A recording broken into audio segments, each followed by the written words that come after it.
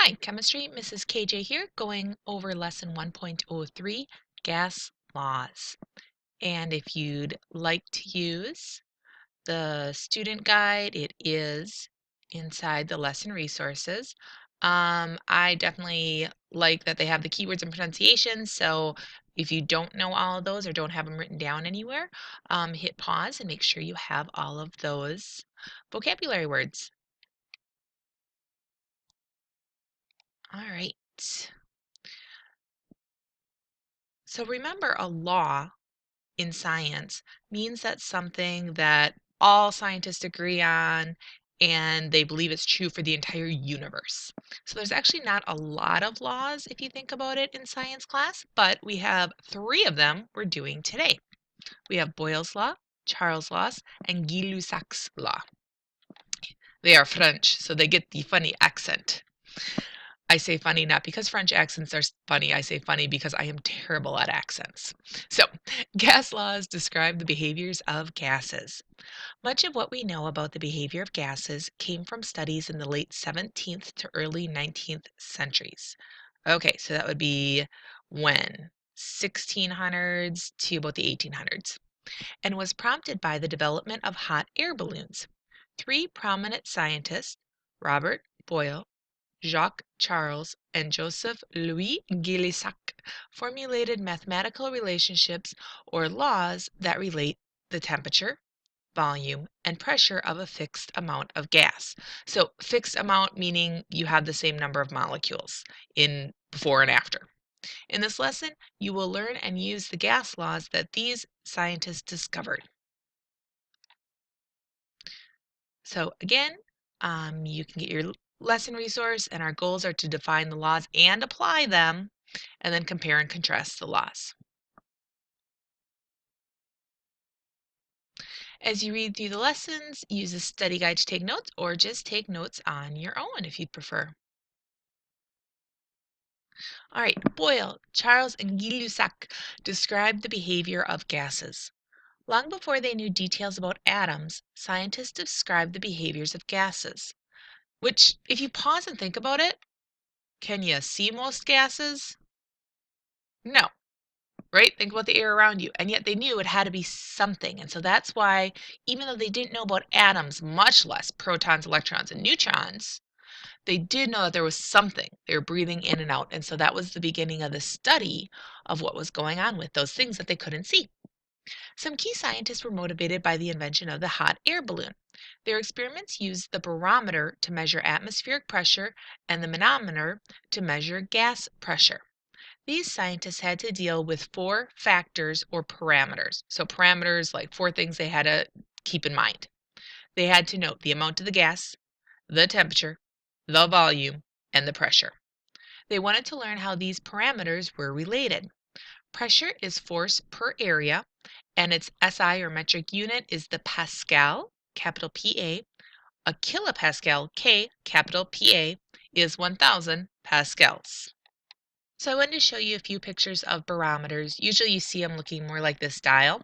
I like this picture here because this one talks about when they have the mercury, and we talked about this a little in the last recording.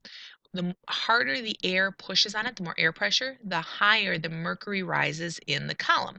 And you see up here it's a vacuum. So there's not air, it's just literally empty space so that the mercury is pushed up or falls down based on the air pressure here. And then sometimes with the dials, you'll see, oh yeah, it's going to be rainy, it's going to be sunny. And sometimes people use them in advertising, customer loyalty barometer. So, but the barometer is going to be measuring the air pressure. And the manometer, we can see here, again, is using the height. It's measuring how high or how low it's going to drop, the millimeters of mercury, based on the pressure again, or of course it can be a gauge.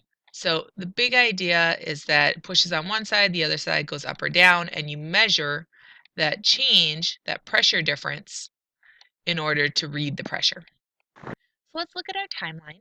As you can see, Boyle discovered his laws way back in the 1600s, and it was over 100 years before Charles and Gay-Lussac had their laws come into place.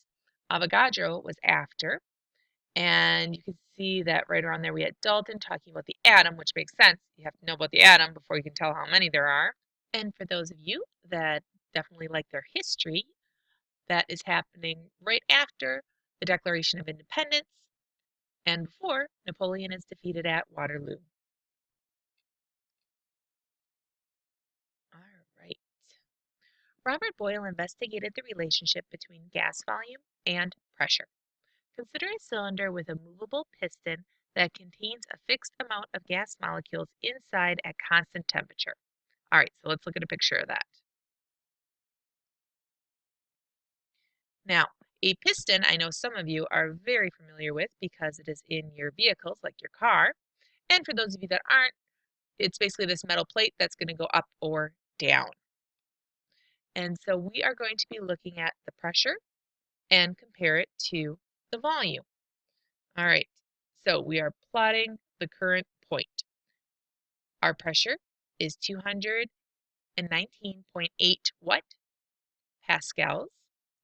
And the volume, there aren't any markers on this beaker apparatus, so apparently we just need to trust them that that's how many liters it is.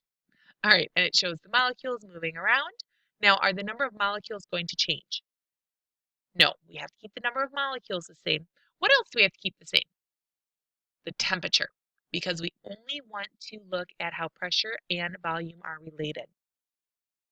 All right, so then we can think about, all right, what about if we have less pressure?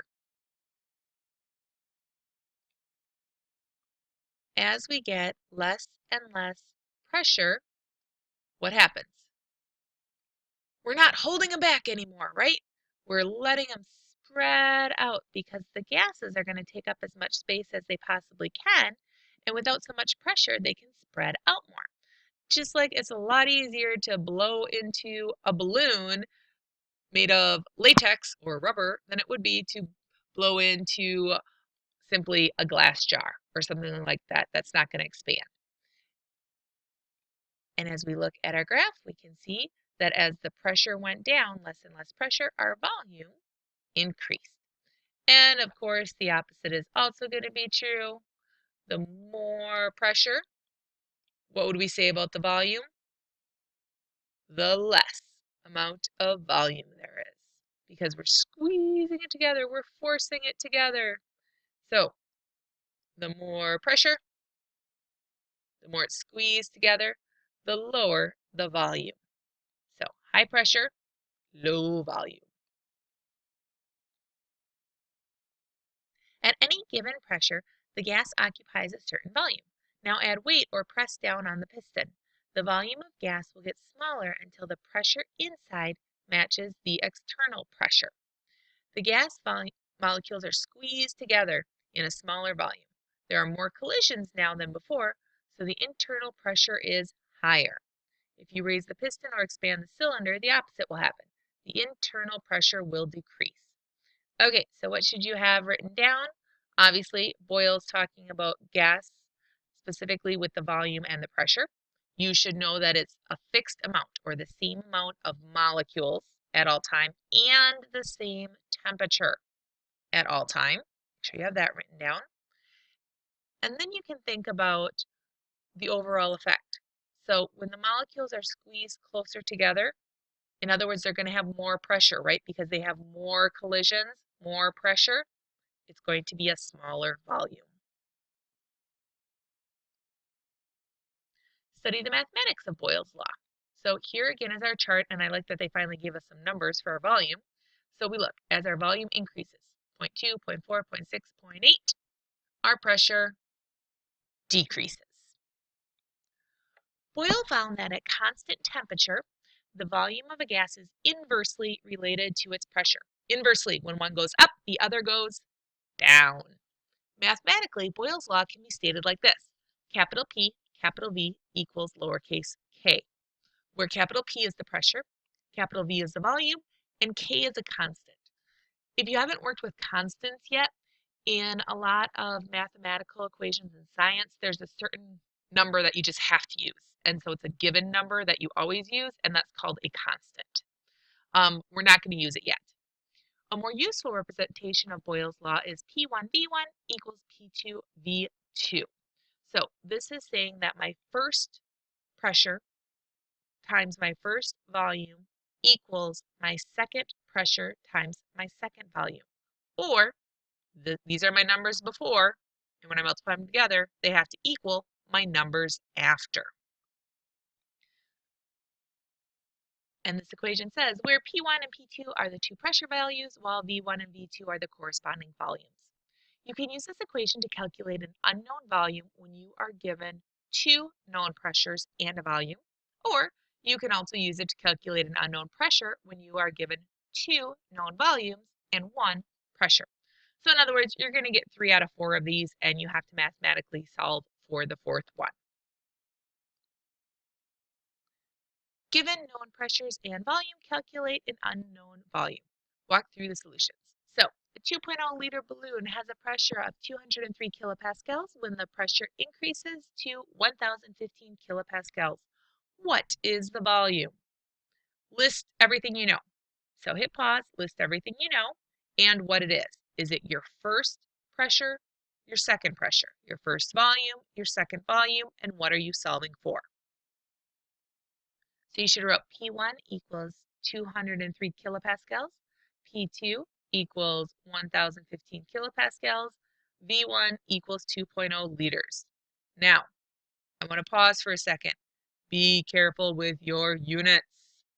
The two pressures must be in the same units. If they are not, you must convert one of them so they are both in the same units. The example shows you to calculate volume when you are given pressures. So, both of these have to be, in this problem, kilopascals. If one was pascals and one was kilopascals, we would have to convert them both to the same unit. So what are we solving for? V2. And what's the unit of my answer going to be? Well, it's got to be the same unit that I started with, so it has to be liters. So we're solving for V2. And I like it if you write equals line capital L, so you don't forget your unit, and if you get lost along the way, it helps to know the unit you're solving for. Use the equation with all the variables listed, and now you can either plug your numbers in first and then rearrange it algebraically, or you can rearrange it algebraically first and then plug in your numbers, whatever you prefer. So go ahead and do that either way. And when you did rearrange this algebraically, we need the V2 by itself. So we divided both sides by P2, and we equal V2. Now, it doesn't matter if the V2 is on the left or on the right, just like 2 plus 3 equals 5, and 5 equals 2 plus 3, right? It doesn't matter. A lot of people like having what they're solving for on the left, so go ahead and switch them if you want to. And then what's your answer?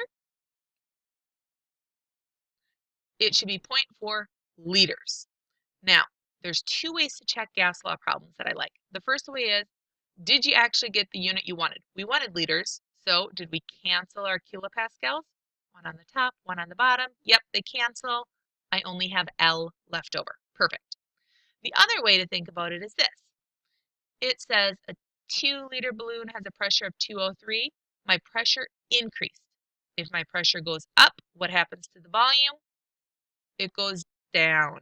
So if it goes down, this answer better be smaller than my original one, which it is, so woohoo, we're right.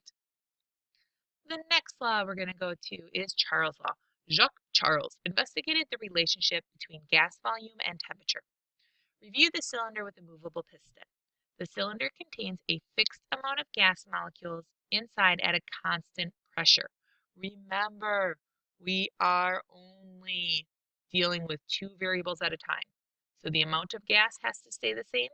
And since we're dealing with volume and temperature this time, the pressure has to be the same. So make sure you have that written down. At any given temperature, the gas occupies a certain volume. The gas molecules are moving because they have internal energy. The internal energy, or the kinetic energy, remember, all molecules are always moving. So I'm going to stop the recording here because I'm going to run out of time, and we'll finish up with Charles' law in the next recording.